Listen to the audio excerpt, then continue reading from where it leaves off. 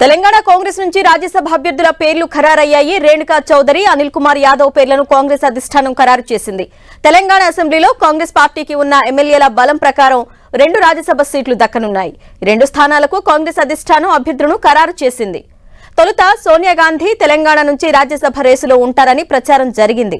ఆ తర్వాత AICC secretary Ajay Maken పేరు తెరపైకొచ్చింది. కానీ వీరిద్దరి ఇతర రాష్ట్రాల నుంచి రాజ్యసభకు నామినేట్ చేయగా తెలంగాణ నుంచి రేణుకా చౌదరి, అనిల్ కుమార్ యాదవ్ పేర్లను ఫైనల్ చేసింది. అయితే అనూహ్యంగా కనీసం రేసులో లేని అనిల్ కుమార్ ను రాజ్యసభకు నామినేట్ చేసింది కాంగ్రెస్ హైకమాండ్. యువతను ఎంకరేజ్ చేసే విషయంలో అనిల్ కుమార్ యాదవ్ కు అధిష్టానం అవకాశం కల్పించింది. రేణుకా చౌదరి, అనిల్ కుమార్ యాదవ్ కు పార్టీ శ్రేణులు, అభిమానులు అభినందనలు తెలిపారు.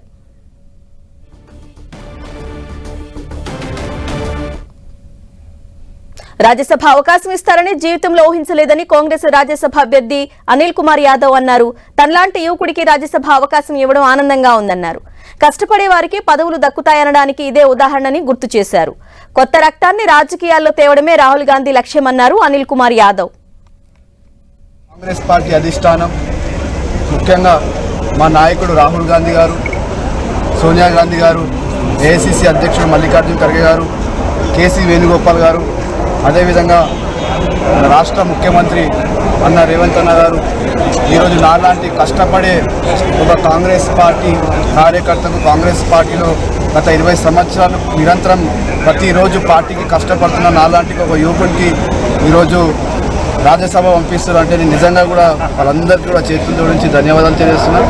ఇది ఒక ఆపర్చునిటీ, అంటే వాళ్ళు ఒక ఆపర్చునిటీ నాకు లాంటి కష్టపడే వానికి ఒక మెసేజ్ ఇవ్వడానికి. అంటే పార్టీలో నిరంతరం డిసిప్లిన్గా ఉండి కష్టపడితే ఎప్పుడు అవకాశం వచ్చినా కూడా ఇటువంటి ఆపర్చునిటీలు వస్తాయని ఒక మెసేజ్ ఈ రోజు నా తరఫున మొత్తం దేశాన్ని నేను నా జీవితంలో ఎక్స్పెక్ట్ చేయలే. నేను హాయిగా లోక్సభ కొట్లాడదామని ప్రిపరేషన్ చేస్తుండే, బస్తీలలో తిరుగుతుండే, బస్తీలలో అందరినీ కలుస్తుండే, కమ్యూనిటీలలో అందరినీ కలుస్తుండే. అనుకోకుండా నాకు అధిష్టానం ఇంత పెద్ద అవకాశం